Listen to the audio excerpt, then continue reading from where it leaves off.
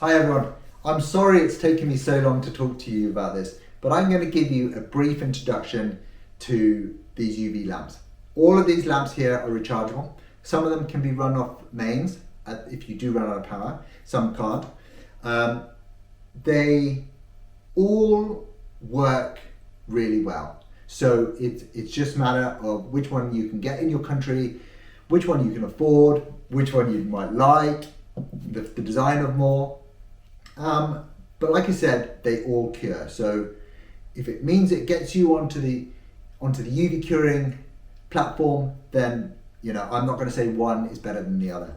I just want you to join us and the UV gang. So let me introduce you to what we've got. In a moment after I've introduced you, I'll talk to you briefly about it. I'm trying to keep it under 5 minutes so we can keep this on Instagram under 10 minutes. So there's a slideshow on each one of these products after this little talk. So what we've got here is we've got the Scan Grip UV gun.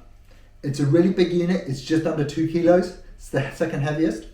You've then got the Headsim Smart Cure 365 and 395.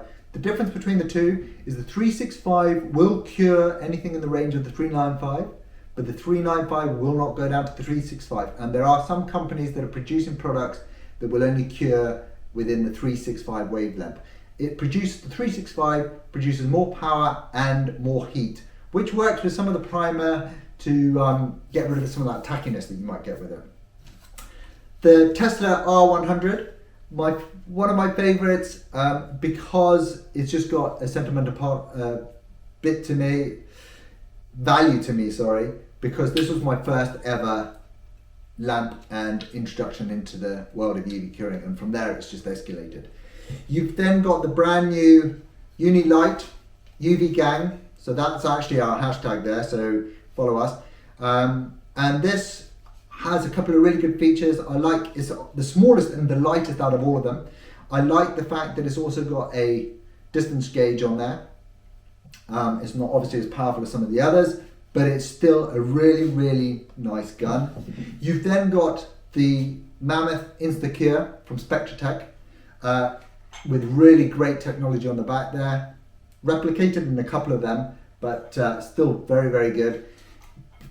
What lets it down for me is the sheer weight and size of it, and I don't think it's very well balanced. You can see it sort of wants to tilt down to the front there. Alright, so you're only curing something between 30 to a minute, but still a minute to hold something of that weight, you won't need to go to the gym. It's the same with the Scan Grip. So like I said, each one of these lamps will work. They will cure, but they will need slightly longer times to cure because of the power that's involved in them.